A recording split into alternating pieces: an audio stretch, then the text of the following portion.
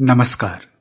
आइए सुनते हैं आकाशवाणी रामपुर की प्रस्तुति नाटक कश्मकश, जिसके लेखक हैं संजय मठ। हम सब आकाशवाणी रामपुर के कलाकार हैं। दूर दूर रहते हुए कलाकारों ने अपने अपने घर रिकॉर्डिंग करके फोन के जरिए रिकॉर्डिंग आकाशवाणी रामपुर भेजी। एडिट होने के बाद आपकी सेवा में प्रस्तुत है आज की प्रस्तुति नाटक कश्मकश।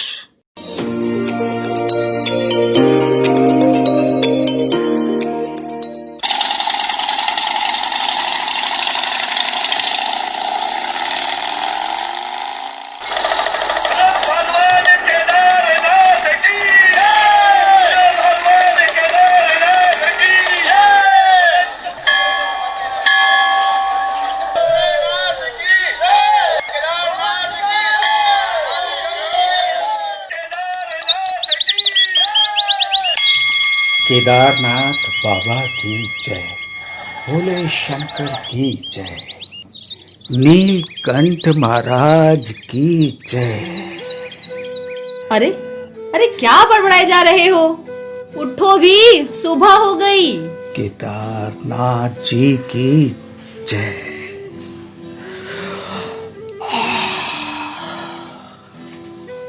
अरे मैं और मेरे दोस्त अभी अभी केदारनाथ जी में थे। मैं यहाँ कैसे? यहाँ कैसे? ये हमारा घर है। हम यहाँ नहीं होंगे तो फिर कहाँ होंगे? प्रतिभा, तुम्हें तो मालूम ही है कि मैं और मेरे दोस्त इस महीने अपनी अपनी बाइक से 4 धाम यात्रा को जाते थे, मगर इस वर्ष कोरोना वायरस की वजह से नहीं जा पा रहे हैं। प्रतिभा, क्या हम लोग इस बार जा पाएंगे? देखो संजय, मैं आपको इस बार नहीं जाने दूंगी। ये तो आपको मालूम है ना कि इस समय पूरी दुनिया कोरोना संक्रमण से जूझ रही है। हमारा देश भी इससे अछूता नहीं है। वो तो ठीक है, मगर मेरा मन बगैर प्रभु दर्शन के मचल रहा है। मुझे तो बस जाना है। आप मेरी बात समझते क्यों नहीं? जरा सी चूक भी जानलेवा हो सकती है। अच्छा, मान लीजिए आप यहाँ से गए तो वहाँ पहुँचकर आप किसी होटल या गेस्ट हाउस में तो रुकेंगे ना? रुकना तो पड़ता है, सभी रुकते हैं। बस यहीं से उस संक्रमण की शुरुआत हो सकती है, जिसका मैं जिक्र आपसे बार बार कर रही हूँ। अरे मुझे कुछ नहीं होने वाला भगवान। जिसके सर पर श्री केदार का हाथ हो उसका भी भला कोई बुरा हो सकता है? देखिए, मैं आपकी आस्था को ठेस नहीं पहुंचाना चाहती। मैं तो बस इतना कहना चाहती हूँ कि जब आप किसी होटल में रुकेंगे तो वहाँ का दरवाजा हैंडल पकड़कर तो खोलेंगे। खाना तो खाएंगे। बिल्कुल। आपको सोना भी वहाँ के बेड पे पड़ेगा। यहाँ तक आपको बाथरूम भी वहाँ का यूज करना पड़ेगा। कुछ भी हो प्रतिभा, देखो अब तो लॉकडाउन भी अनलॉक हो चुका है। मुझे तो बस प्रभु दर्शन को जाना है। प्रतिभा, तुम मेरी आस्था को ठेस पहुंचा रही हो। मेरे कहने का तात्पर्य आपकी आस्था को ठेस पहुंचाना नहीं है संजय। आप समझने की कोशिश तो करिए। देखिए, जहां आप ठहरेंगे हो सकता है उससे पहले वहां कोई और परिवार रहा होगा।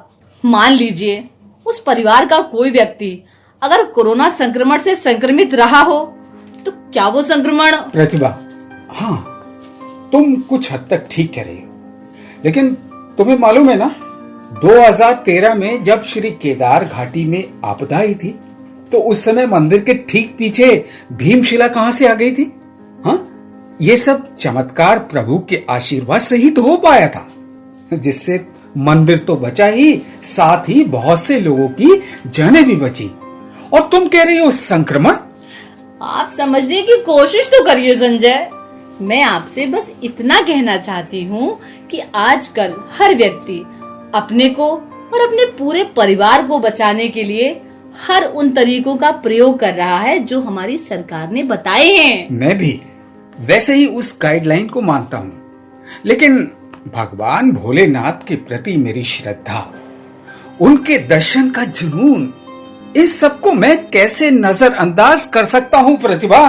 मैं नजरअंदाज करने को कब बोल रही हूँ। मैं तो बस इतना चाहती हूँ कि आप सुरक्षित रहें, हमारा परिवार प्रभु कृपा से हंसता खेलता रहे। आप ऐसे सोचिए ना कि हम सुरक्षित रहे तो जब तक जीवन है हम सभी प्रभु के दर्शन करते रहेंगे। वो सब तो ठीक है, मगर मैं अपने दोस्तों को क्या जवाब दूंगा? उन सभी ने यात्रा की तैयारी में हजारों रुपए खर्च कर दिए हैं। अब तो और वे लोग रोज मुझे फोन भी कर रहे हैं। देखो, अब मैं उन सबको यात्रा पर ना जाने की सलाह कैसे दूं, ये मेरी समझ में बिल्कुल भी नहीं आ रहा है।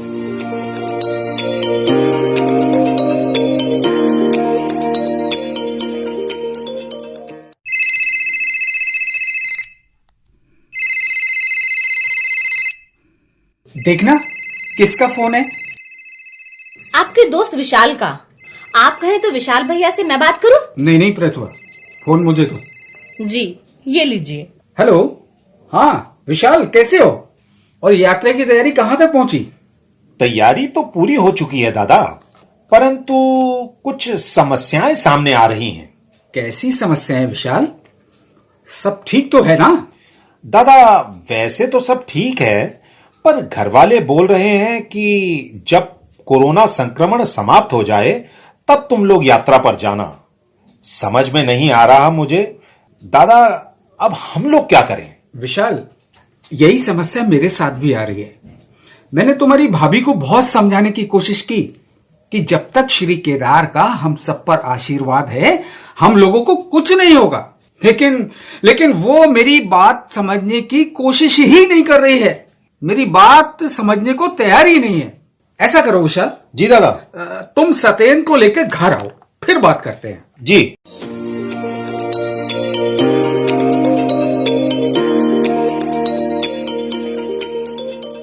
देख लो, आपके दोस्त भी यात्रा पर जाने को मना कर रहे हैं। अरे भाई, उन्होंने मना थोड़ी किया है, वो तो। दादा नमस्कार, कैसे हैं? ठीक नहीं हूँ सतेन।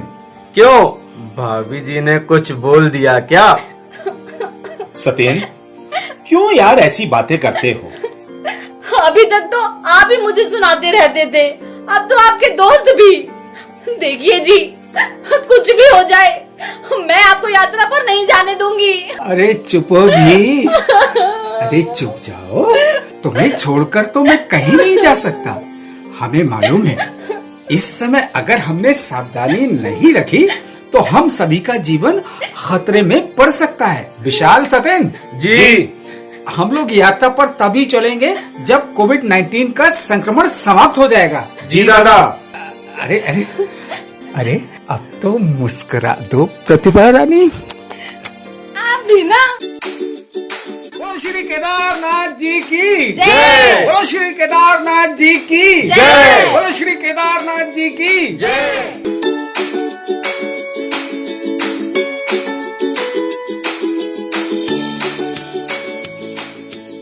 आज और अभी भी हमें कोरोना वायरस से डरने की जरूरत है। कुछ शर्तों के साथ अभी हम सब लॉकडाउन से अनलॉक हुए हैं। कहीं हम थोड़ी सी असावधानी से इस संक्रमण से ग्रसित ना हो जाएं। अगर आप, आपके दोस्त, आपका परिवार इन परिस्थितियों को नजरअंदाज कर रहे हैं तो हो जाइए सावधान। खतरा अभी टला नहीं है। अभी भी हमें मास्क पहनना है। दिन में 15 से 20 बार साबुन से हाथ धोने हैं। सड़क पर बेवजह थूकना, हाथ मिलाना अभी भी खतरनाक हो सकता है। जब तक इस संक्रमण की समस्या खत्म नहीं हो जाती तब तक हमें सभी नियमों का पालन ईमानदारी से करना है। स्वस्थ रहिए, प्रसन्न रहिए। नाटक कश्मकश में भाग लेने वाले कलाकार संजय मठ, प्रतिभा संजोली गोस्वामी, विशाल सुनील धवन, सतेंद्र गीतम धवन। निर्देशन था मनदीप कौर का।